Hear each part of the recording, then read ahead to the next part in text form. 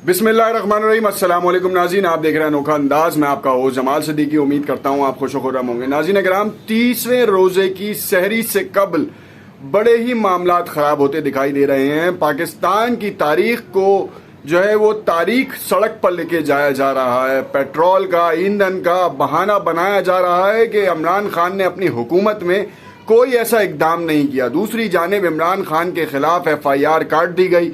बाकायदा तौर पर वजीर दाखिला ने गिरफ्तारी का इशारा दे दिया। अब कहा क्या जा रहा है ये बड़ा अहम है। शेख रशीद के लिए तो फैसलाबाद में छापे भी मार दिए गए और इस वक्त उनके भतीजे को हिरासत में लेने के बाद जो कहानी चल रही है वो PTI के वर्कर्स के ऊपर है। कहा यह जा रहा है कि मदीना मुनव्वरा में मस्जिद नबवी के बाहर जो तकद्दुस पामाल किया गया वो PTI के कारकुनान थे, जबकि वो सपोर्टर्स थे। इस बात का इशारा भी दिया गया। इमरान खान साहब की तरफ से प्रेस कॉन्फ्रेंस की गई, इज़हार ताल्लुकी का ऐलान किया गया और कहा गया कि वो हमारे वर्कर्स नहीं सपोर्टर्स थे और ये उनका अपना जो ज़ाहिरी जो अमल था वो सामने आया है, क्योंकि वो इम्पोर्टेड हुकूमत से इतने नाला हैं कि पिछले 30 से 40 सालों से जो हुकूमत में रहे वो फिर कैसे हुकूमत का हिस्सा बन गए, क्यों वो एक दूसरे के गिरबानों में नहीं झांक रहे। मामलात इतने ख़राब हो चुके हैं कि इस वक्त जो है वो धड़का लगा हुआ है PTI की पूरी क़यादत को कि किसी भी वक्त कहीं से भी जो है कहीं से कोई भी गिरफ्तारी अमल में लाई जा सकती है। इस वक्त ईद का समा है, एक तरफ शव्वाल का चांद मुअम्मा बना हुआ है। पाकिस्तान में 2 ईदें मुनक्किद हो रही हैं, 2 ईदें हो रही हैं बेसिकली। क्या मामला है, कैसे हो रहा है और इस वक्त जिनके ऊपर जिम्मेदारी आयद हो रही है, चाहे वो इदारे हों या अदालतें हों, उनसे लोग क्या तवक्कात कर रहे हैं, ये बड़ा अहम सवाल है और ये ब्रेकिंग न्यूज़ आपके साथ शेयर करेंगे। उससे कबल इल्तमास करते हैं कि अगर आपने चैनल सब्सक्राइब नहीं किया तो इसे ज़रूर सब्सक्राइब कर लें। नाज़रीन इकराम, हुकूमती नुमाइंदगान जो हैं वो प्रेस कॉन्फ्रेंसेस कर करके जो है वो PTI की क़यादत हो, सपोर्टर्स हो या उनके कारकुनान हो, माजरत, सबको परेशान कर रहे हैं। क्यों कर रहे हैं? मदीना मुनव्वरा में जिस तरीके का किया उस पे हर आंख अश्कबार है। नहीं करना चाहिए था मगर हुआ। अब मामलात किस रुख पर हैं? जो ज़ायरीन वापस आ रहे हैं उनको भी गिरफ्तारी का खौफ है, क्योंकि कहा यह जा रहा है कि जो भी उम्रा ज़ायरीन आ रहे हैं वो वीडियोस की मदद से उनकी शनाख्त की जाएगी। शाहजैन बुगटी के बाल जिसने खींचे उसको पकड़ा जाएगा, जिसने अलकाबात से नवाजा मरियम औरंगजेब को, उनको जो है वो आड़े हाथों लिया जाएगा। ये बड़ा ही अहम सवाल था और इसके ऊपर अब जो है वो वजीर दाखिला ने बाकायदा तौर पर ऐलान कर दिया है। फिर उसके साथ साथ आजम नज़ीर तारड़ ने प्रेस कॉन्फ्रेंस की और उस प्रेस कॉन्फ्रेंस में उन्होंने इस बात का इंकशाफ किया है कि पाकिस्तानी कहीं पे भी कोई हरकत करे उसके खिलाफ FIR या उसके खिलाफ मुकदमा जो है पाकिस्तान में बन सकता है और उसके खिलाफ कार्रवाई की जा सकती है। इस बयान के बाद जो है वो खुलबुली मची है। इमरान खान ने वैसे ही इस्लामाबाद की कॉल दी जिससे हुकूमत में खुलबुली तो मची थी, मगर हुकूमत ने पैतरा पलटा है, पैतरा चेंज किया है और अब दोबारा कहानी जो है वो PTI के वर्कर्स, सपोर्टर्स और क़यादत पर आ गई है। एक वक्त में हनीफ अब्बासी एक ऐसा बयान देते हैं जो नाकाबिले बर्दाश्त है, मगर वो मीडिया की जीनत बन रहा है। क्या बन रहा है? वो 50,000 रुपए का इनाम का ऐलान कर रहे हैं जो शेख रशीद की विग लेकर आए। अब ये किस तरीके का बयानबाजी किस तरीके की जा रही है मीडिया पे आने के बाद, आप लोगों को सिविल वॉर की तरफ, खाना जंगी की तरफ धकेल रहे हैं। इस वक्त इतनी इंतशार की कैफियत है कि अवाम ये सोचने पे मजबूर हैं कि वो किसका साथ दें, क्या इम्पोर्टेड हुकूमत का साथ दें या साबका हुकूमत जिसको घसीट कर उतारा गया, जिसके खिलाफ इदारे मुत्तहिद हो गए, अपोजिशन पार्टियां जो एक दूसरे का गिरबान नोचने तक पहुंच चुकी थी, जो एक दूसरे के ऊपर बरसों से कीचड़ उछाल रही थी, वो एक साथ एक पेज पर कैसे आ गए?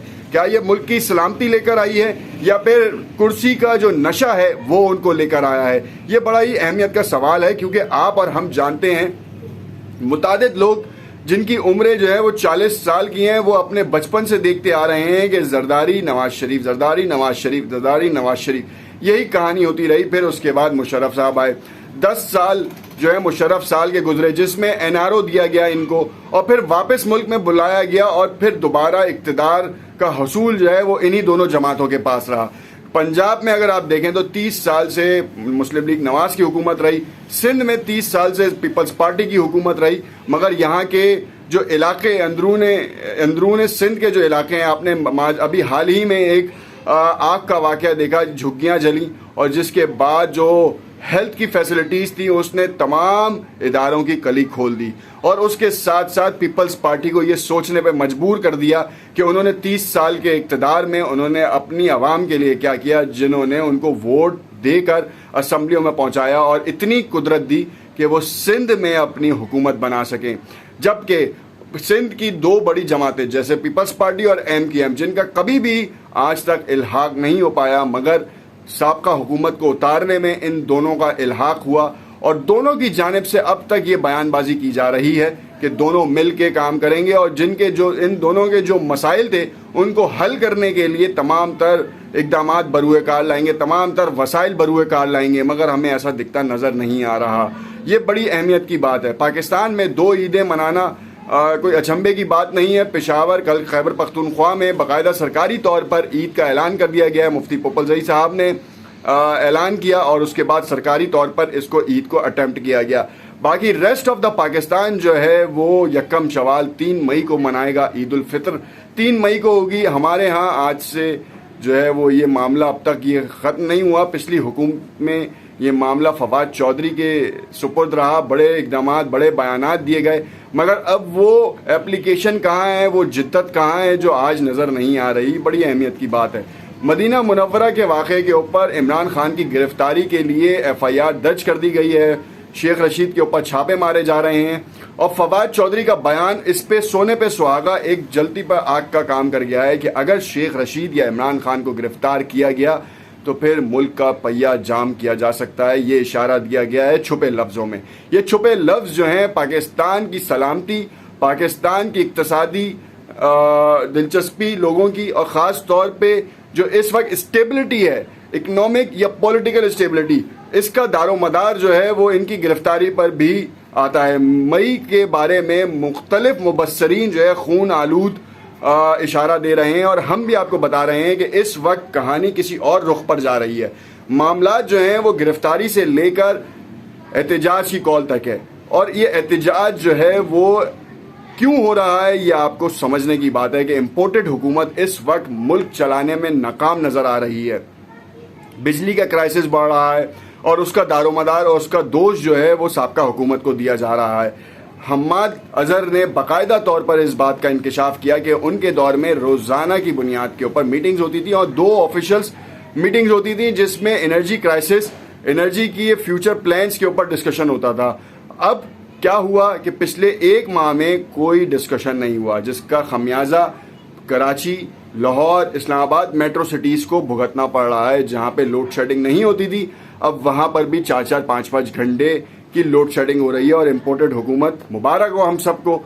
क्यों हो? क्योंकि हमारे मसाइल जो हैं वो वसाइल से ज़्यादा हैं, और उनको हल करने में अब इस वक्त इस हुकूमत का कोई इक़दाम नज़र नहीं आता। ज़रा ये कहते नज़र आते हैं कि इमरान खान बहुत जल्द जो है वो राब्ता करेंगे शहबाज शरीफ से अर्ली इलेक्शंस के ऊपर। अब ये मामला किस हद तक सही है, बहुत जल्द इसका भी इंकशाफ होगा, मगर आपको बताता चलूँ कि ये ब्रेकिंग न्यूज़ है। अर्ली इलेक्शंस के लिए नवाज शरीफ ने पहले ही इशारा दिया है, इमरान खान के स्टांस की तायीद की है। अब देखना यह है कि पीपल्स पार्टी क्या करती है। जो उन्होंने गेम खेला है वो उनके लिए बहुत ज़बरदस्त साबित हुआ है।